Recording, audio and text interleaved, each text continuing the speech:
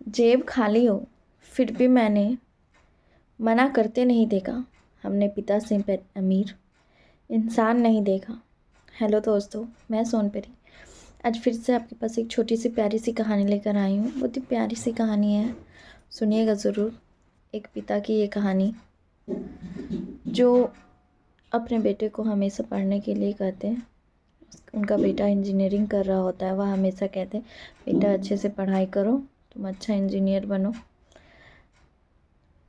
उसके बदले में उसकी हर ज़रूरतों को पूरा करते हैं, सभी ज़रूरतों को पूरा कर रहे थे बेटा। लेकिन एक ही जिद पे अड़े था कि हमको मोटरसाइकिल चाहिए। मेरे सभी दोस्त लोग गाड़ी से आते हैं, मैं अकेला पैदल जाता हूँ, मुझे अच्छा नहीं लगता, मुझे मोटरसाइकिल से चाहिए, मुझे मोटरसाइकिल चाहिए। तो पिता बात को टालते हुए बहुत दिनों से रह रहे थे। एक दिन बेटा जिद में आ जाता कि नहीं, मुझे मोटरसाइकिल चाहिए तो चाहिए। पिता बेचारे उनकी जिद को उनका जिद उसका गुस्सा में बदल गया और कहा कि तुम्हें क्या पता मैं कैसे घर चला रहा हूँ, तुम जानोगे तब ना, कभी पिता बनोगे तब समझ में आएगा तुम्हें कि कितना लोड होता है। एक दिन गुस्सा हो गया उस पर।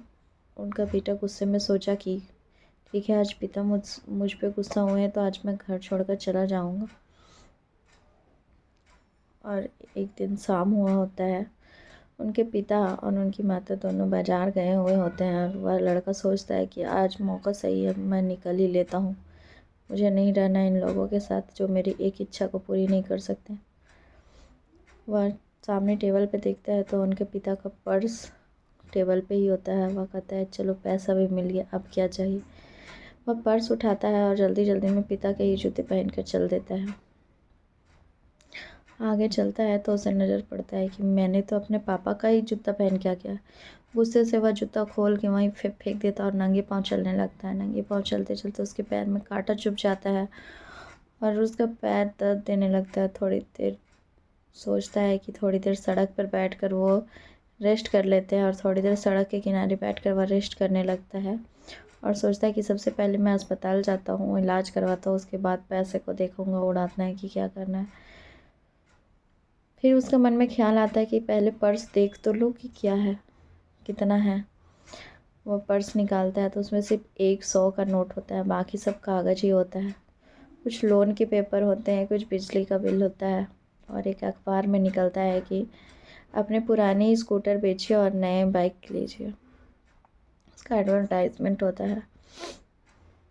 उसे ध्यान आता है कि सच में मेरे पिता मेरे लिए कितना कुछ करते हैं, घर की सारी जिम्मेदारियां उठाते हैं और आज वो कहीं नहीं बल्कि अपना स्कूटर लेके मेरे बाइक लेने गए हैं।